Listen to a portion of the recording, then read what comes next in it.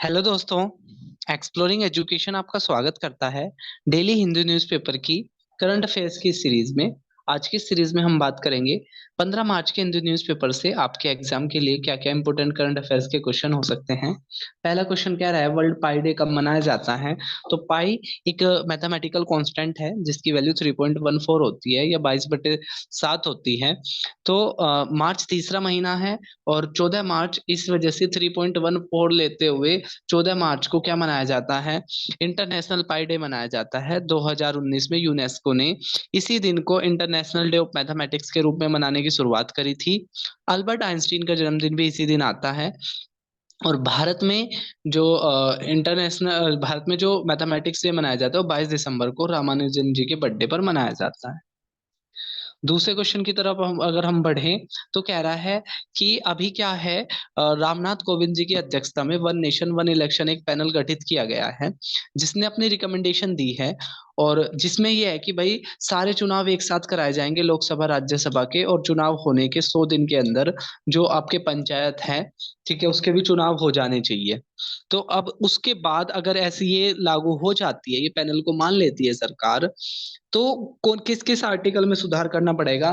तो आर्टिकल 83 जो ये कहता है लोकसभा का टेन्योर 5 साल का और राज्यसभा का 6 होगा। आर्टिकल 172 जो ये कहता है राज्यसभा की राज्य की विधानसभा और विधान परिषद का जो टेन्योर होगा वो विधानसभा का 5 साल और विधान परिषद का 6 साल होगा।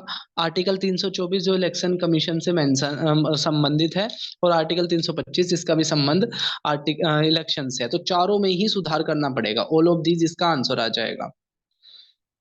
नेक्स्ट अगर हम क्वेश्चन की बात करें तो नेक्स्ट क्वेश्चन कह रहा है कि कौन सी रिकमेंडेशन नहीं है one nation one election panel की। तो साइमल्टेनियसली इलेक्शन होने चाहिए, बात तो सही है, ये तो है रिकमेंडेशन, ठीक है।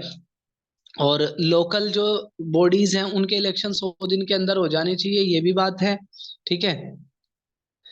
तीसरे अगर हम पॉइंट की तरफ बढ़े तो तीसरा है यदि नो कॉन्फिडेंस वोट हुआ तो जो अगले आने वाली जो सरकार है वो 5 साल के लिए होगी, ये गलत है। आने वाली सरकार सिर्फ रिमेनिंग पीरियड के लिए होगी, जो बचा हुआ टाइम है उसके लिए होगी। और अगला कह रहा है ये 2029 से इम्प्लीमेंट होना चाहिए, तो ये भी बात सही है। तो आंसर हो जाएगा सी, क्योंकि इसमें ये कहा गया है कि अगर किसी बीच में सरकार अगर गिर जाती है तो जो दूसरी सरकार होगी वो सिर्फ जितना टाइम बचा है सिर्फ उतने के लिए ही होगी, ठीक है। यानी कि अगर 3 महीने बचे हैं तो नई सरकार का जो चुनाव होगा सिर्फ वो 3 महीने के लिए होगा। नेक्स्ट अगर हम बात करें कि नए डिप्टी इलेक्शन कमिश्नर किसे छांटा गया है, जैसे कि आप जानते होंगे कि पांडे जी की टेन्योर पूरा होने पर और अरुण अरुण गोविल जी के अपना रेजिग्नेशन देने के बाद इलेक्शन कमीशन में जो 2 डिप्टी इलेक्शन कमिश्नर की पोस्ट थी वो खाली थी। तो अभी भारत के इलेक्शन कमिश्नर का सिलेक्शन हो चुका है, जिसमें ज्ञानेश कुमार और सुखवीर सिंह सिंधु संधू को क्या कर लिया गया है, नए डिप्टी इलेक्शन कमिश्नर के रूप में सेलेक्ट कर लिया गया है, ज्ञानेश कुमार और सुखवीर संधू।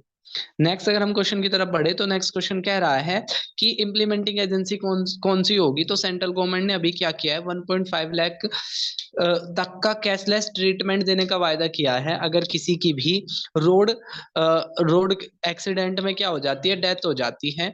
तो इसके लिए जो इम्प्लीमेंटिंग एजेंसी है वो कौन सी होगी। तो national health authority, national health authority क्या होगी, इसकी इम्प्लीमेंटिंग एजेंसी होगी। नेक्स्ट अगर हम क्वेश्चन की तरफ बढ़े तो नेक्स्ट क्वेश्चन कह रहा है कि कौन सी कंट्री की पार्लियामेंट ने ये लॉ पास किया है कि एक्सट्रीम्स जो अतिवाद है, जैसे एक ग्रुप ने दूसरे पे अटैक करा, उसने दूसरे पे अटैक कर दिया। तो ये सारी चीजें आजकल यूरोप में बहुत ज्यादा देखने को मिल रही है, चर्च पे अटैक होना, मस्जिद पे अटैक होना।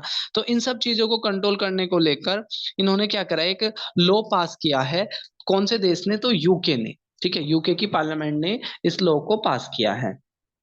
नेक्स्ट क्वेश्चन की अगर हम बढ़े तो नेक्स्ट क्वेश्चन कह रहा है कौन सी देश की पार्लियामेंट ने टिकटॉक को आधिकारिक रूप से यानी कि कानूनी रूप से बैन करने के लिए बोला है। वहां की पार्लियामेंट में एक बिल आया है, तो ऐसा बोला है, किस देश की पार्लियामेंट ने ऐसा बोला है, यूएसए की पार्लियामेंट ने।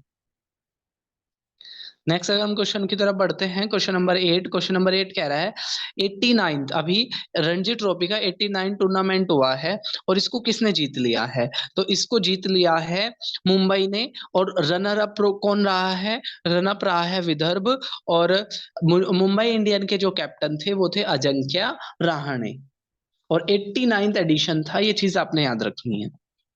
वो कह रहा है कि मुंबई इंडियंस के कितने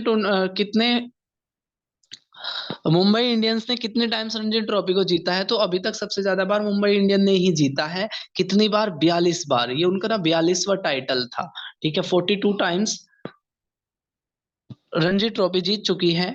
अगला कह रहा है कि किसने फर्स्ट क्लास क्रिकेट को अलविदा कह दिया है? तो एक फर्स्ट क्लास क्रिकेट के स्टार और रणजी ट्रॉफी में, ठीक है, रणजी ट्रॉफी के मुंबई की तरफ से स्टार बॉलर के रूप में धवल कुलकर्णी, जो 2008 से बैक टू बैक खेल रहे थे, उन्होंने क्या कर दिया है? अपने संन्यास की घोषणा कर दी है।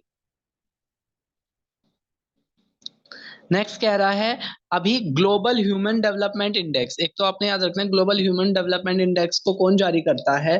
तो यूएनडीपी के द्वारा ये जारी की जाती है, और 2022 की अभी रिपोर्ट आई है। 2021 की जो रिपोर्ट थी उसके तहत भारत की जो रैंक थी वो 135 थी, और 2022 के तहत भारत की में रैंक में एक अंक का सुधार हुआ है, और अब भारत पहुंच गया है 134वें स्थान पर। इसको स्विट्जरलैंड ने टॉप किया है। ठीक है, ह्यूमन डेवलपमेंट इंडेक्स के रूप में स्विट्जरलैंड टॉप पर है, और भारत है 134 पर। पिछले साल से एक अंक स्थान क्या हुआ है? इम्प्रूव हुआ है। तो ये था 15 मार्च का हिंदी न्यूज़पेपर के करंट अफेयर्स के क्वेश्चन सीरीज। आपको कैसी लग रही है कमेंट बॉक्स में जरूर बताना। तो मिलेंगे नई वीडियो में, तब तक के लिए टेक केयर, जय हिंद, जय भारत।